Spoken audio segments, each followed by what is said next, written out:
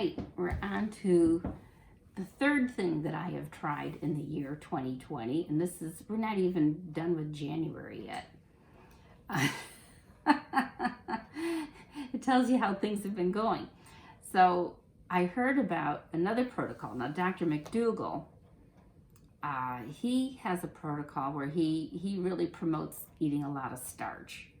I think his is less scientific, less science-based, and more observational. He's always comparing it to societies that have survived and thrived for hundreds, if not thousands of years, eating starch-based diets, whether it be rice or potatoes or sweet potatoes or corn or quinoa. There's huge societies of people who have survived and thrived on those starch-based diets. It's not to say that they never had any animal protein, and it's not to say that they didn't have beans or something in there, but by and large, it was a starch-based diet. So, like I said, his isn't so much science-based as it is observational. And but he's right. He's right when he says these people have survived that way and done well. So he talks about having your you have a variety of starches. You have your beans, you have your vegetables, and that comes out. It's just a plant-based diet. It's just another way of framing a plant-based diet. Doesn't matter who you talk to with the plant-based diets. They just all have their own little tweaks on them. Dr. Furman and Dr. Goldner, different ones. Dr. Esselstyn, Dr. Colin Campbell, forks over knives. This protocol that essentially Dr. I just forgot his name, McDougall, is what I've been doing all along, is essentially a starch-based diet, a plant-based diet. But there's an aspect of their diet where they've made it a little more stringent. They call it Mary's Mini, and they named it after his wife, Mary. When people said, is there something I can do to just knock off a few pounds to help jumpstart me into losing weight? And that they came up with this little diet, and they call it a diet. They're not calling it a lifestyle change, which everybody else calls theirs a lifestyle. It's not a diet, it's a lifestyle. This is not a lifestyle, this is a diet. And you follow it for 10 days. This is another 10-day thing where you pick one starch. Like, you don't switch up your starches during the day or even between the days. You don't have brown rice one day and potatoes the next. You pick one starch and you stick with it for 10 days. And it has been shown scientifically that people will not overeat when faced with the same foods over and over and over again, because it tends to get a little bit boring for the palate. You're not making everything new and exciting at every meal, so you just kind of eat what you need and you go on, and you don't tantalize your taste buds as much. So I thought, well, that sounds like a possibility. You pick your starch and then kind of think of it as equal portions starch and green vegetables. In other words, non-starchy vegetables, and not fancy vegetables. We're not talking asparagus and artichoke hearts and things like that. Just your basic vegetables, your broccoli, your cauliflower. You can have peas, you can have green beans, you can have cabbage, you can have zucchini and yellow squash, things like that. So you have an equal portion of vegetables with your starch. And I bet you'll never guess what I picked, because if you know me at all, you already know what I picked. I picked white potatoes, of course, and because those are my favorite. And I thought, well, if it can work, it's going to have to work with white potatoes, because that's what I like to eat. And if it can work on white potatoes, then it can work too. That's another thing, because I'm gonna push my boundaries for that. And so I cooked up a bunch of potatoes, and I would have hash browns for breakfast, and maybe and I know hash browns for breakfast, and then I was still having my green juice at that time, which technically doesn't count in Dr. McDougall's, you weren't supposed to be having juice, you're supposed to be having the actual vegetable.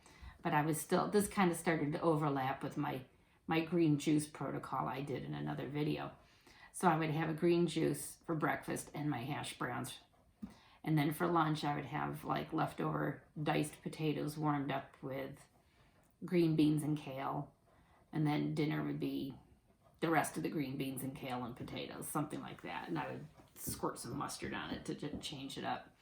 And actually, I really liked it. It tasted good to me. And the meals were simple. I like simple meals. I wasn't hungry. I was surprised at how satisfied I was. But, you know, I didn't eat little servings. I ate big platefuls.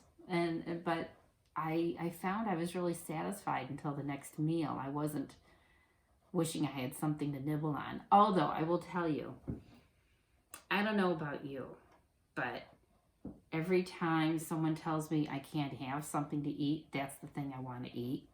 So you're not having any fruit on this protocol. I'm not a big fruit eater. I'm not like, oh wow, I can't wait to have my 5 pieces of fruit today. I'm not like that. I might have 1 fruit a day, possibly 2. All of a sudden, starting this protocol, it's like, I want fruit, I want fruit. Well, that's just because they told me I couldn't have it. So, so I haven't had any fruit.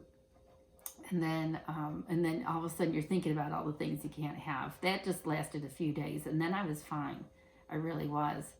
And after 2 days, I'd lost 2 pounds. After 4 days, I'd lost 4 pounds. I was like, wow, I haven't seen this in over a year. So I'm down to 136, and I finished out day 10. Yesterday was day 10, and I hadn't lost any more weight, but I kept the 4 pounds off, which I'm very happy about. That I'm just like, yeah, you know, where are you? I need a high five, okay? There, because I'm amazed that it came off and it stayed off. So now I'm inspired. So what I'm going to do is stick with Mary's Mini right now. And I picked up a whole load of vegetables from our CSA, Community Supported Agriculture. It's a box of vegetables. It's a huge box of vegetables, huge. I can't even lift it. Even with my weightlifting, I can't lift it. And it had a lot of potatoes in it. So I'm going to finish up those potatoes in the next day or 2. And when those are gone, I'm going to switch over this time to sweet potatoes.